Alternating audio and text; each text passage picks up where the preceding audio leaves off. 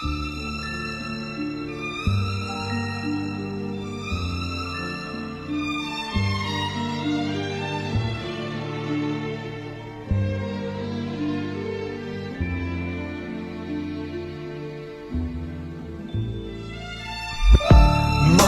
время, мое сердце, дух моего города, мои мысли, мои строчки, тобой переб...